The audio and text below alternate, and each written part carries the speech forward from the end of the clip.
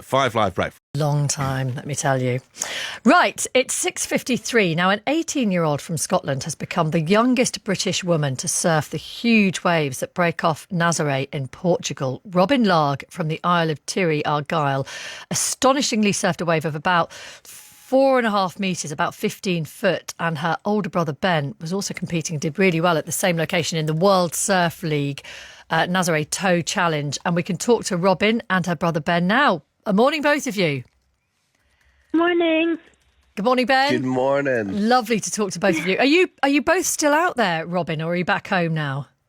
I'm back home now, but Ben's still over in Portugal. Okay, right, nice. Enjoying the weather, no doubt, and the decent waves as well. So, Robyn, try and describe what this experience is like, because 15 feet may not sound massive to some people, but you've got to try and appreciate what that actually looks like and how that feels when you're riding it. Try and describe it for us.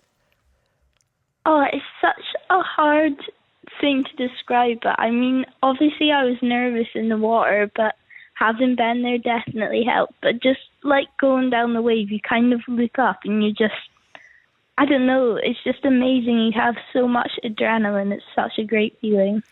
You get towed out on these waves because they're so big. Can you explain the point at which you know you can be released and actually get on one of these waves and make your way down it safely? Yeah, so you your tow partner normally tells you when to let go as well, but it's just, you kind of feel the wave building up, and just at that point is when you let go. And how long does that ride actually last? Because it's over in seconds, but it probably doesn't feel like that, does it? Yeah, God, I don't know. Ben, how long would you say you're on the wave for? I don't... It totally depends on the wave, but I'd say normally about 10 seconds. So when you tow in on the jet ski, you're going quite fast already. You're probably going about 30 miles an hour. And when you let go of the rope, you start going even faster. You can reach speeds up to 50 mile an hour. And I think you can be on the wave for up to 10 or 15 seconds if it's a really big one. And that's where you get the buzz, right? Yeah.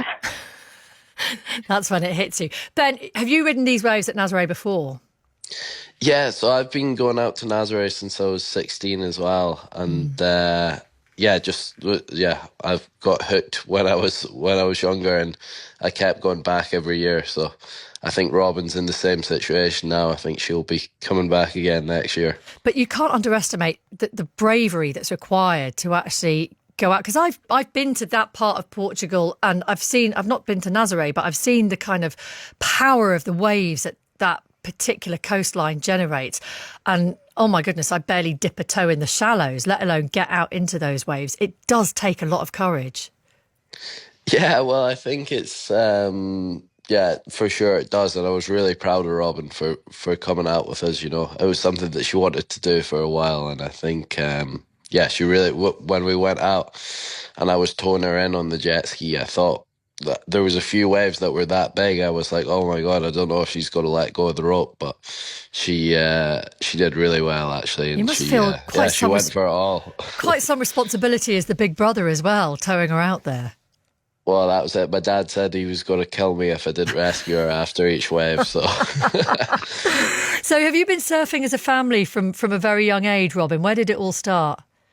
Yeah, so my parents own a surf school back home in Tiree, where we live, and we just got into it through that. Our dad always had us in the water from like a really young age, so just through that.